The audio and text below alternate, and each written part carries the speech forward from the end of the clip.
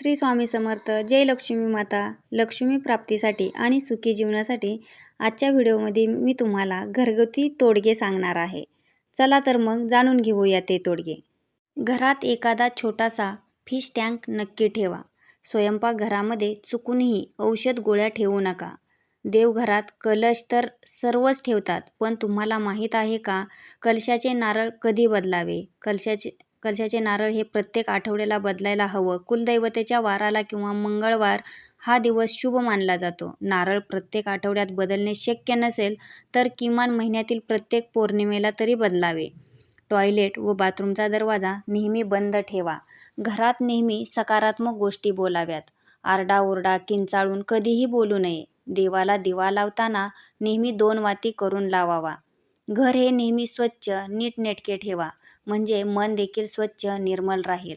कोणत्याही कारणाशिवाय जर छातीत दडपण जाणवत असेल तर समजा कुणीतरी तुमच्यासाठी रडत आहे. पत्नीने कायम पतीच्या अगोदर म्हणजेच ब्रह्ममुहूर्तावरती उठावे आणि घरची साफसफाई, अंगणाची साफसफाई करावी. घरात लक्ष्मीकारक लकी बांबू, स्नेक प्लांट यांसारखी रोपे नक्की लावा. जेवणाचे ताट तयार करताना महिलांनी ताटामध्ये कधीही 3 पोळ्या वाढू नयेत. आपल्या शास्त्रामध्ये असे सांगितले आहे आणि आपले पूर्वजही हेच सांगतात. कारण 3 पोळी कधीही सुतक असलेल्या ठिकाणी वाढली जाते. नॉर्मल दिवसांमध्ये 3 पोळी एक सोबत वाढू नये.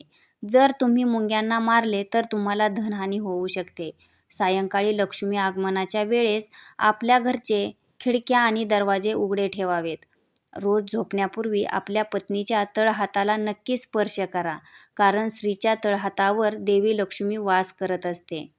आपल्या घराची समृद्धी वाढवणे हे आपल्याच हातात आहे.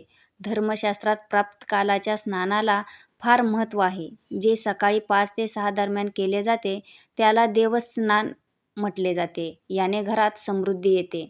मनी प्लांटचे झाड आपल्या घराच्या अगदी समोर नसावे, यामुळे कामात अडथळे येतात. मासिक धर्माच्या पहिल्या 4 दिवसात संभोग केल्याने पुरुष आजारी पडतो. झोपताना वाशाच्या खाली किंवा पूर्ण अंधार असलेल्या खोलीत झोपू नये. याने मानसिक ताण आणि अस्वस्थता येऊ शकते. घरात आलेल्या संकटाच्या काळामध्ये बायकोला कधीही दोष देऊ नये. कधीही घरातून बाहेर पडताना कचरा झाडू नका.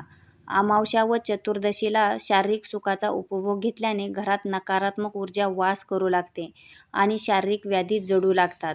रात्री झोप येत नाही तर यासाठी रात्री झोपण्यापूर्वी पुढील मंत्र म्हणा. या देवी सर्वभौमे रुद्रारूपणे संस्थिता, नमस्तस्यै नमस्तस्यै नमस्तस्यै नमो नमः.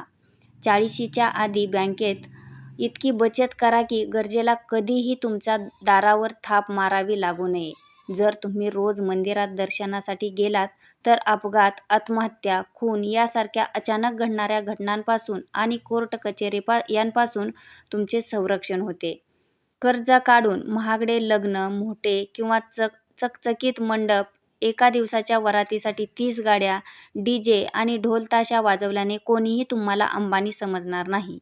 माती पायाची टाच लावल्याने दरिद्रता येते.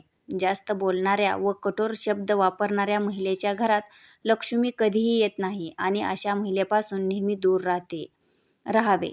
नवरा बायकोने एकमेकांना जाणीव करून द्यावी की एकमेकांसाठी त्यांच्यासारखे ह्या जगात कोणीच नाही. कपड्याशिवाय झोपल्याने गरिबी येते. भविष्यात तणावमुक्त जीवन जगायचं असेल तर कर्ज काढून तूप पिणं बंद करा. आयुष्यात एक गोष्ट नक्की ठरवा, कर्जबाजारी सून घरी आणणार नाही आणि कर्जबाजारी घरात मुलगी देणार नाही. समुद्रशास्त्रानुसार ज्या पुरुषाची छाती ही रुंद असते व नाक लांब असते त्यांची खूप कमी वयामध्येच खूप जास्त प्रगती होते. दररोज संध्याकाळी घरात कापूर व 2 लवंग, 1 वेलची नक्की जाळा. पोळी केल्यावर तवा नेहमी उभा किंवा टांगलेला ठेवावा. उलटा तवा कधीही ठेवू नये. आंघोळीनंतर अंगाला तेल लावल्यामुळे दरिद्रता दूर होते. कपड्यांना छिद्र पडणे अथवा लवकर फाटणे, चपला एका बाजूने झिजणे हे घरामध्ये वाईट दिवस येण्याचे संकेत आहेत. जी महिला तुमची शत्रू असून देखील तुमची स्तुती करते आणि पाठीमागे द्वेष करते, अशा स्त्रीपासून कायम दूर राहावे. अशा महिलेचा राहू बलवान असतो.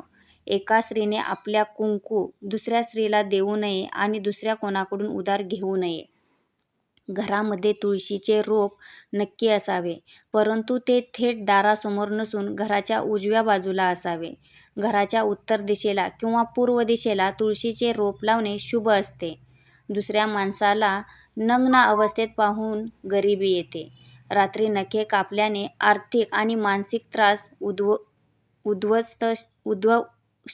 उद्भवू शकतात. तसेच दाताने कधीही नखे कुरतडू नयेत, दरिद्रता येते. रोज प्रत्येक पत्नीने नियमितपणे आपल्या पतीसाठी प्रार्थना केल्याने पतीच्या वाईट गोष्टी, संकटे देखील दूर होतात. महिलांनी एकादशीच्या दिवशी कधीही केस धुवू नयेत. या दिवशी केस धुतल्याने तुम्ही केलेले सर्व उपवास निष्फळ ठरतात. जेवताना मीठ मागणारी व्यक्ती ही गरीब होते आणि तिला आर्थिक समस्यांना तोंड द्यावे लागते. गुरुवारी आणि सणासारख्या विशिष्ट तिथीला उंबरठ्यावर हळदीचे लेपन नक्की करावे.